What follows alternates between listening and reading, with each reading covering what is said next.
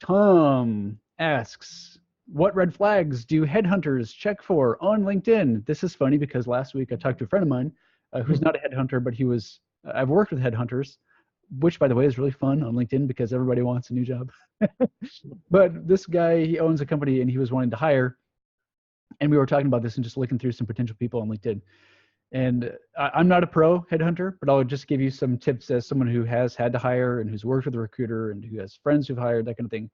Red flags to a headhunter would be you're currently unemployed. Usually a recruiter is looking to place someone who is already employed and a rock star at their job.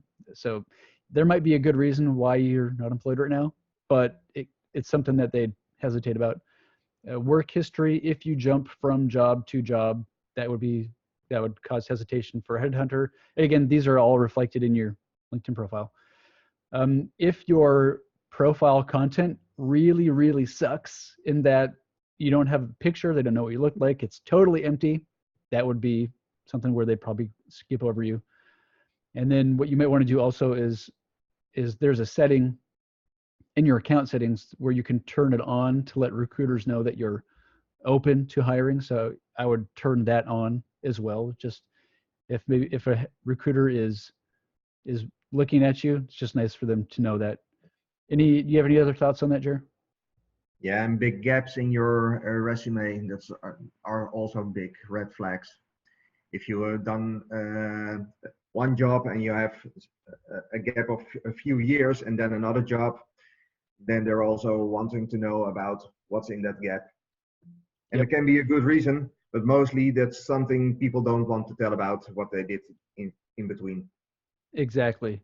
And sometimes there's a good reason. Maybe you had kids and you wanted to be a stay-at-home parent for 15 years. Yeah. You know? So sometimes it's legit.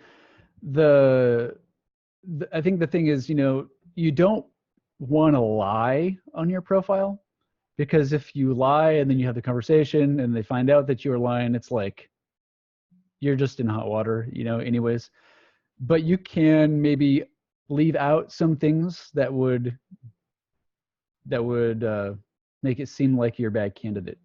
And again, it's a fine line there. So if maybe you got laid off and you're currently seeking new opportunities, I've seen a lot of people say, seeking new opportunities in their headline.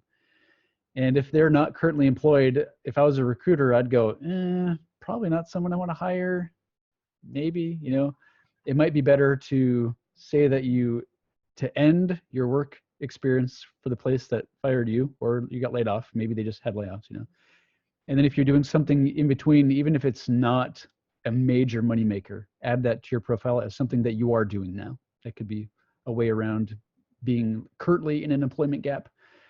If you switch from job to job, I mean, either you have to leave one out and fudge on the years, or just maybe you can communicate why. Maybe you could say like, I did this and achieved this and then was hired by this. Maybe you left for a good reason. So if you left for a good reason, say that on your profile, that it was like a hire, it was a good thing, not a bad thing for you. But there you go. Yeah, they want to see stability. Yeah.